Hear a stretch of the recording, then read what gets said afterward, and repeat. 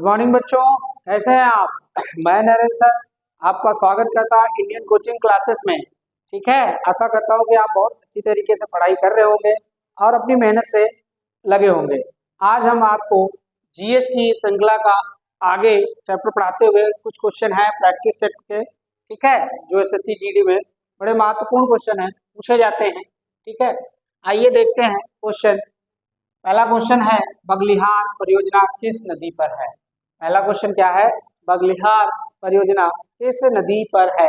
आपके ऑप्शन है झेलम, दूसरा है चिनाब, तीसरा है सोन और चौथा है गोदावरी। ठीक है, तो अपनी कॉपी पर इसका आंसर लगा लीजिए। बगलिहार परियोजना चेनाब नदी पर, ठीक है, बगलिहार परियोजना किस नदी पर है? चेनाब नदी पर है।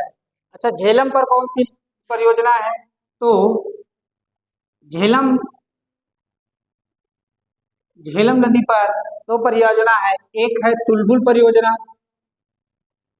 एक है तुलबुल परियोजना, एक है उरी परियोजना। ठीक है, झेलम नदी पर एक तुलबुल परियोजना है और एक उरी परियोजना है। ठीक है, फिर चेनाब पर जो है सलाल परियोजना भी है और बगलिहार परियोजना भी है और दुलहस्ती परियोजना चेनाब नदी पर ही है। ठीक है, सोन नदी पर बाण सागर परियोजना है, सोन नदी पर बाण सागर परियोजना है। फिर गोदावरी पर, तो गोदावरी पर जो परियोजना है वो पोचमपात परियोजना है। कौन सी नदी पर है? पोचमपात परियोजना है गोदावरी पर। ठीक है, गोदावरी जो है ये जो है बंगाल की खाड़ी में गिरती है, दक्षिण भारत की सबसे लंबी नदी मानी जाती है। ठीक है, आइए इसी श्रृंखला में दूसरा क्वेश्चन देखते हैं। हैदराबाद किस नदी के किनारे है? हैदराबाद किस नदी के किनारे है? ठीक, आपके ऑप्शन है यमुना, गंगा, मूसी, ताप्ती। ठीक है, तो हैदराबाद जो है किस नदी किनारे है? तो हैदराबाद जो है मूसी नदी किनारे है। ठीक है, मूसी नदी के किनारे है। अच्छा, गंगा किनारे जो शहर बसे हैं तो इसमें कानपुर आ जाता है, बनारस आ जाता है।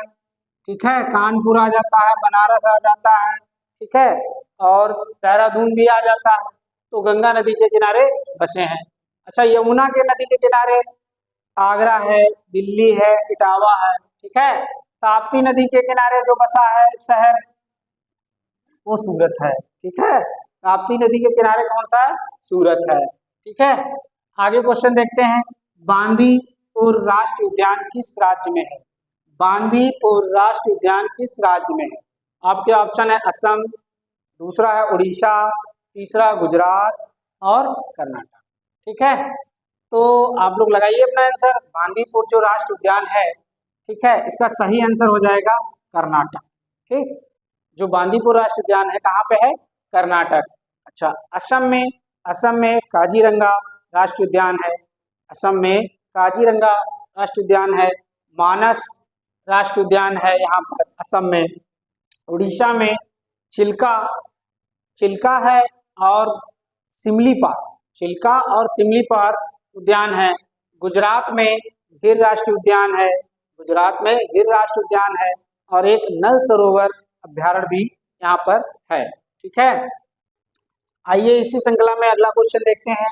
गांधी इरविन समझौता कब हुआ था? गांधी इरविन समझौता कब हुआ था? आपके ऑप्शन है 1931, 1928, 1923 और 1919। ठीक है, आप लोग राइट आंसर लगाइए। तो गांधी इरविन जो समझौता हुआ था तो हुआ था 1931, 4 मार्च 1931। ठीक है, अच्छा 1928 में 1928 है, फिर 1923 है। तो 1923 में जो है स्वराज पार्टी की स्थापना हुई थी। ठीक है, और 1919 में जलियांवाला बाग हत्याकांड हुआ था, रॉलेट का एक्ट हुआ था। ठीक है, 1928 में बारडोली सत्याग्रह घटना हुई थी, सरदार वल्लभ भाई पटेल जो है नेतृत्व में। अगला क्वेश्चन आते हैं, हल्दी घाटी का युद्ध कब हुआ था? हल्दी घाटी का युद्ध कब हुआ था? आपके ऑप्शन है 1582, 1576, 1526 और 1191।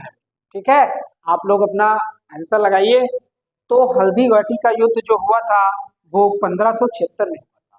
किसके बीच हुआ था? अकबर और महाराणा प्रताप के बीच हुआ था। अकबर और महाराणा प्रताप के बीच हुआ था। इसमें जो है मुगल सेना का सेनापति मान सिंह था। ठीक है, इसमें जो सेनापति था मान सिंह था। अच्छा, 1526 में जो है पानीपत का प्रथम युद्ध हुआ था। पानीपत का प्रथम युद्ध हुआ था। और 1991 में तराइन का प्रथम युद्ध हुआ था। 1991 में तराइन का, ये 1191 में तराइन का प्रथम युद्ध हुआ था। अच्छा, तराइन का द्वितीय भी युद्ध 1192 में हुआ था। ठीक, और 1582 में दीन इलाही धर्म की स्थापना हुई थी। ठीक, इसी श्रृंखला में अगला क्वेश्चन, इसी श्रृंखला में देखते हैं अगला क्वेश्चन। लोधी वंश का संस्थापक कौन था? लोधी वंश का संस्थापक कौन था? आपके ऑप्शन है बाबर, बहलोल लोधी, ऐबक और खिज्र खां। ठीक, तो आप लोग आंसर लगाइए। तो इसका राइट आंसर हो जाएगा बहलोल लोधी। ठीक है, बहलोल लोधी, क्योंकि लोधी वंश का संस्थापक बहलोल लोधी था। ठीक है, तो लोधी वंश जो है हाँ, फिर बाबर आ जाते हैं। बाबर ने गुलाम वंश की स्थापना की। ऐबक ने, सॉरी, बाबर ने जो है मुगल वंश की स्थापना की। ऐबक ने गुलाम वंश की। और सैयद वंश जो है खिज्र खां ने स्थापना की। ठीक है, सैयद वंश ने खिज्र खां ने स्थापना की। आइए ये अगले इसी श्रृंखला में अगला क्वेश्चन देखते हैं। सांसद आदर्श ग्राम योजना कब शुरू की गई थी? तो सांसद आदर्श ग्राम योजना कब शुरू की गई थी? आपके ऑप्शन है 2014, और दूसरा ऑप्शन है 2015, तीसरा ऑप्शन है 2020, चौथा ऑप्शन है 2024। तो सांसद आदर्श ग्राम योजना जो स्टार्ट हुई रहा है तो 2014 में स्टार्ट हुई थी। ठीक है, 2015 में नीति आयोग की स्थापना की गई। 1 जनवरी 2015 में नीति आयोग की स्थापना की गई थी। ठीक, 2015 में 22 जनवरी 2015 को ही बेटी बचाओ बेटी पढ़ाओ अभियान शुरू किया गया। ठीक है, आइए इसी श्रृंखला में 8वां क्वेश्चन देखते हैं। ग्राम पंचायतों का गठन किस अनुच्छेद में किया गया है? ग्राम पंचायतों का गठन किस अनुच्छेद में किया गया है? आपके ऑप्शन है अनुच्छेद 48, दूसरा ऑप्शन है अनुच्छेद 40, तीसरा अनुच्छेद है 50, चौथा अनुच्छेद है 24। ठीक है, आप लोग अपना आंसर लगाइए। तो ग्राम पंचायतों का जो गठन है वो जो है अनुच्छेद 40 में किया गया है। ठीक है, ग्राम पंचायतों का जो गठन है अनुच्छेद 40 में किया गया है। ठीक है, अनुच्छेद 48 में क्या है? तो कृषि एवं पशुपालन। अनुच्छेद 48 में क्या है? कृषि एवं पशुपालन। ठीक, अनुच्छेद 50 में कार्यपालिका और न्यायपालिका का पृथक्करण। कार्यपालिका और न्यायपालिका का पृथक्करण। 24 में 6 से 14 वर्ष के बच्चों को किसी जोखिम भरे काम में नहीं लगाया जा सकता है, कारखानों में नहीं लगाया जा सकता है। ठीक है, आइए इसी श्रृंखला में अगला क्वेश्चन देखते हैं। राष्ट्रीय डेयरी अनुसंधान संस्थान कहाँ स्थित है? राष्ट्रीय डेयरी अनुसंधान संस्थान कहाँ स्थित है? आपके ऑप्शन है करनाल, लखनऊ, कानपुर, राजमहल। ठीक है, तो आप लोग आंसर लगा लीजिए। तो इसका राइट आंसर हो जाएगा करनाल। करनाल कहाँ पड़ता है?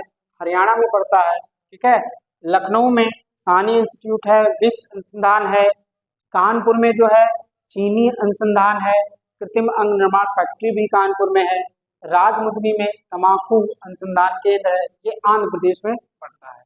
आइए इसी श्रृंखला में एक क्वेश्चन और देखते हैं लास्ट।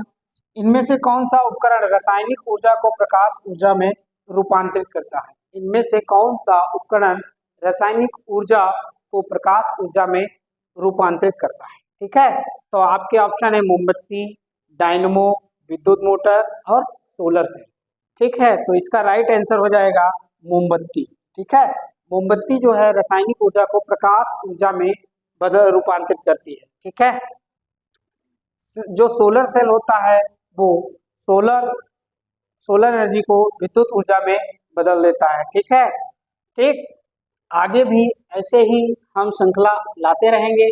ठीक है, आशा करता हूँ कि आपको हमारी क्लास बहुत अच्छी लगी होगी। ठीक है, ठीक, कैसे हैं बच्चे आप लोग? आशा करता हूँ बहुत अच्छे होंगे। इंडियन कोचिंग क्लासेस में आज आपको ये बताया जा रहा है कि जैसा आपको सर जी ने अभी बहुत ही बेटर टॉपिक आपको जीएस का 10 सवालों का टॉपिक बताया है, तो ये आप लोग वीडियो में तो देखेंगे। अगर किसी बच्चे को ओरली यानी फिजिकली क्लास ज्वाइन करना है तो रामापुर में इंडियन कंप्यूटर इंस्टीट्यूट है, जो नियर इंडियन बैंक हाईवे के जस्ट पास में ही आपका है। तो कोई भी बच्चा अगर ऑफलाइन कोचिंग करना चाह रहा है, बहुत ही सस्ती, गरीब से गरीब बच्चा भी कर सकता है, तो रामापुर में इंडियन कंपटीशन क्लासेस यानी इंडियन कोचिंग क्लासेस को ज्वाइन कर सकता है और बेहतर उसको सुविधाएं दी जाएगी, जो ऑफलाइन ऑनलाइन दोनों क्लासेस को कराई दी जाएंगी। ठीक है, तो इसके लिए ज्वाइन करने के लिए आप हमारे चैनल को सब्सक्राइब करें और इसको लोगों को शेयर करें ताकि आप पढ़ें और आगे लोगों को भी बढ़ाएं। Thank you, miss all the best.